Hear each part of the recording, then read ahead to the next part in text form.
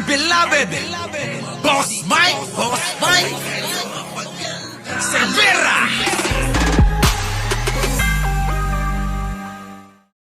Eto na mga kababayan, nako! Sek, Larry Gadon, bumanat kay Inday, pinagre-retiro! Pasok! I am calling for the resignation of VP Sara Duterte Carpio as Vice President of the Republic of the Philippines. Nako po! Pinagre-retiro na ni Gadon, mga kababayan, nanawagan na.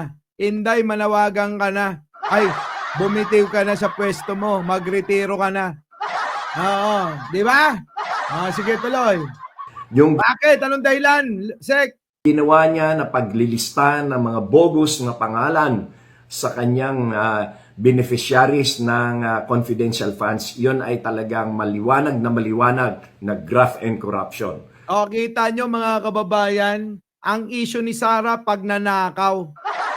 Pero hanggang sa ngayon, yung mga DDS na mga tanga, issue nila, 20 pesos na bigas na pinangako niya. Sabi nila, pangako daw yon. Tatama ko lang, pangarap yun. Mas mahalaga sa kanila yung pangakot pangarap na issue kaysa sa mga ninakaw. Ganon mga kamangmang ang mga DDS, ano? Di po ba? Alin ang mas malupit? Yung pagnanakaw o yung pinangakuan o pinangarapan para sa inyo ng ating leader? O, di po ba? O, ganon sila. Kaya, unawain na lang natin sila mga kababayan. Kapag ka mahina ulo, dapat inuunawa. Sabi ng mga magulang natin noon, anak, kung ikaw ang nakakaunawa, ikaw ang umunawa. Di po ba? Ikaw ang nakakaunawa, di ikaw ang umunawa. Ganon na lang. Di po ba? O, tuloy. Bakit? Ano pang mga dahilan? And nag-certify na ang Philippine Statistics Authority that there are no birth records of those people. No? O, kita nyo? Wala nga.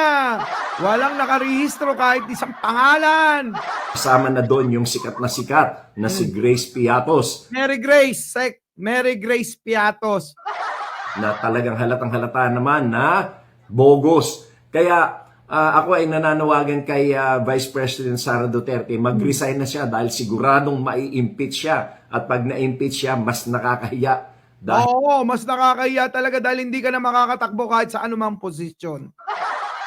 Kahit sa anong posisyon, patuwad, paharap, patalikod, hindi na pwede yun. Ay, Sara! Oo! Kahit na anong posisyon, hindi ka na pwede ron. Tandaan mo yan. Dahil, pag na-impeach ka, kasama yan. Kung ano-ano nasasabi ko eh. Sige, tuloy. na itong pagkakagawa niya tungkol yan sa OVP confidential funds ay talaga namang hayag na yan ay talagang maanumalya. Maanumalya talaga. Bobo na lang hindi makakaunawa na ninakaw ni Sara. Di ba? Bobo na lang ang hindi makakaunawa na nagnakaw talaga si Sara. So, Hindi nga niya ma-explain kung ano ang ginawa niya dyan sa mga confidential funds niya. ayun na nga, attorney, kahit mismo siya, hindi nga niya ma-explika. Kumuha pa ng mga vlogger na tanga. Paano? Kung siya mismo, hindi niya may ipagtanggol ang sarili niya. So, ganun ba talaga kabobo si Sara?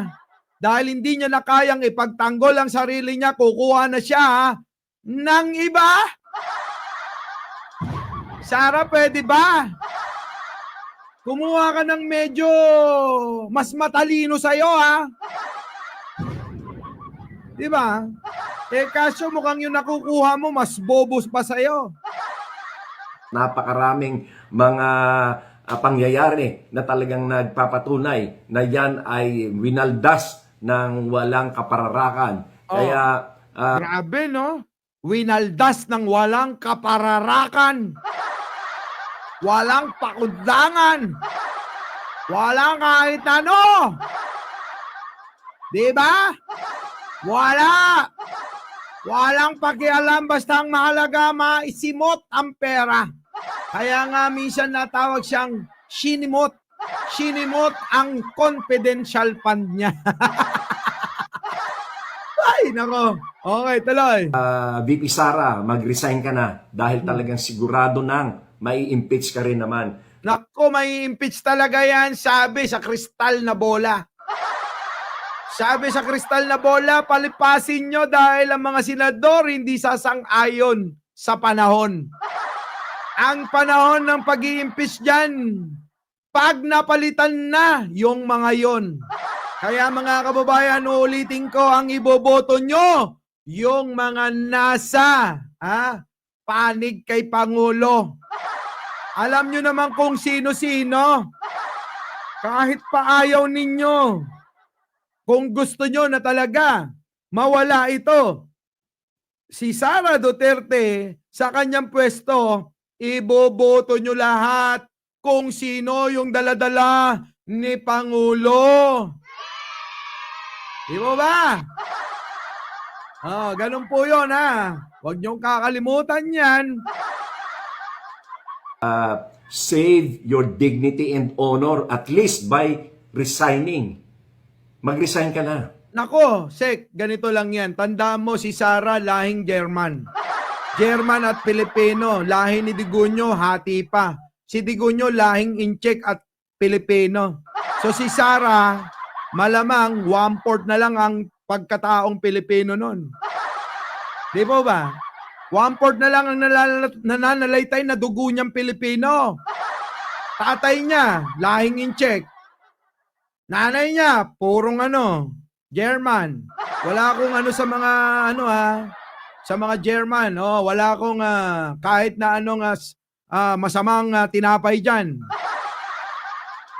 Inuulit ko lang. Di po ba? Si Sara mananalo pa? Naku, wala na. At saka mga kababayan, si Sara, nuknukan na yung kapal ng mukha niyan. Kung sa ibang bansa, pag napahiya, sinasaksak yung sarili nila. Si Sara, hindi. Iba yung pinapasaksak sa sarili niya. Ganon. Ano pa nasasabi ko? Di po ba yung mga iba, lalo na sa Japan, pag napapahiya sila, ginagawa nila? Abay, sinasaksak na lang nila yung sarili nila sa sobrang kahihiyan nila. Di po ba? Pero di si Sara gagawin niya yon? Sasaksakin niya yung sarili niya? Malabo yun.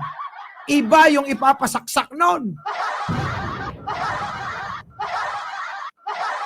Ay, nako.